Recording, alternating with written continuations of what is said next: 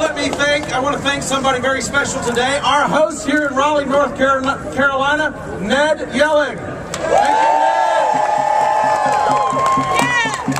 And I also want to say thank you so much for being here today and being a part of history. You know, today is a proud time in the history of North Carolina. Citizens from all across this state come together to show their solidarity with our Union brothers and sisters in Wisconsin. I'm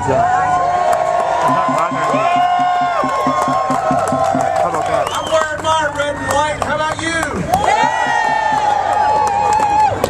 We have the opportunity to capitalize on a moment in time here in North Carolina as we start a revolution for workers' rights today that sweeps the South and even the nation.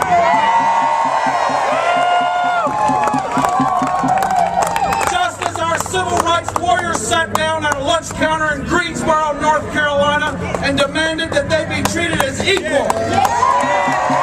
Nothing more and nothing less.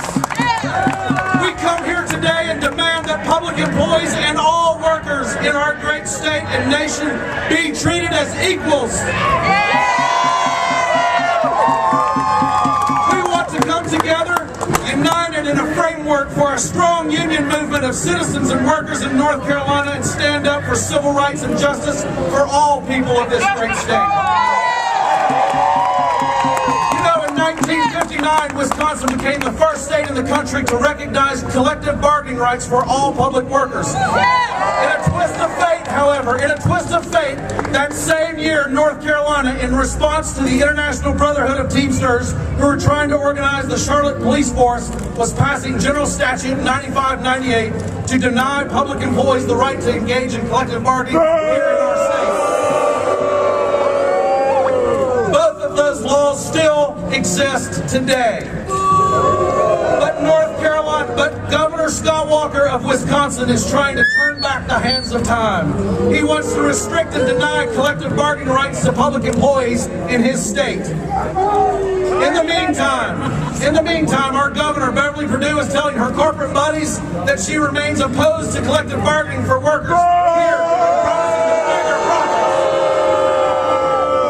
profits. She actually compared North Carolina to the third world for the sake of business recruitment.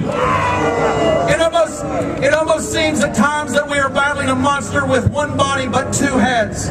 We have a Republican governor in Wisconsin who is trying to blame his budget deficit on public employees. After cutting taxes on corporations in Wisconsin, Governor Walker feels like the difference should be made up by taking public benefits earned by middle-class public employees. And on top of that, he wants to restrict and eliminate the collective bargaining rights of those employees. He wants to deny the fundamental right of employees to assemble and negotiate with their employer. He sees this as an opportunity to hold the unions down and not have to deal with them anymore while he rewards his rich corporate boys. You see, also here in North Carolina, we have a Democratic governor, Bev Perdue. She wants to cut the corporate tax rate to the lowest in the South, while at the same time putting over 3,000 public employees in the unemployment lines. So for the hope that we might recruit 2,000 jobs in the private sector, she wants to put 3,000 middle-class working families in unemployment. Do the transportation workers clearing the roads at 5 a.m. on a holiday not mean anything? Do the correctional officers and highway patrolmen risking their lives every day not mean anything? Are our citizens with special needs not as important to our governor as giving out corporate welfare checks? Should corporations sitting on record profits have no need to be responsible citizens and pay their fair share?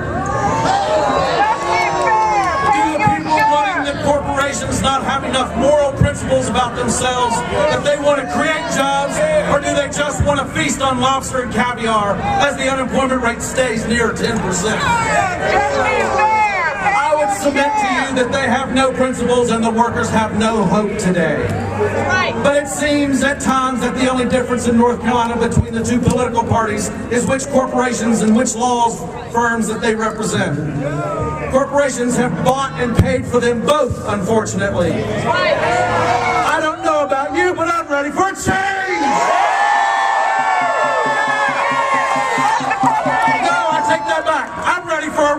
revolution. We take our country back from the rich and greedy who only cares about themselves. Enough is enough. It makes no difference to me if you're a Democrat, a Republican, an independent, or even a Tea Partier.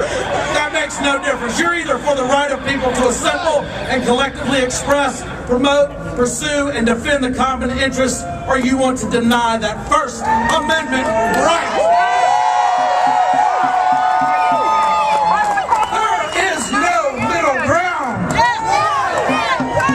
This state is a wonderful place to live. From the mountains to the coast, we have much to be proud of and to treasure. Now we need to have a Genesis moment and lead the way for workers' rights here in the South and in the nation. No longer can we look the other way and say things will get better one day. Right. We must seize the day and start making that day happen right here, right now, on the streets of Raleigh, North Carolina, as we support our brothers and sisters.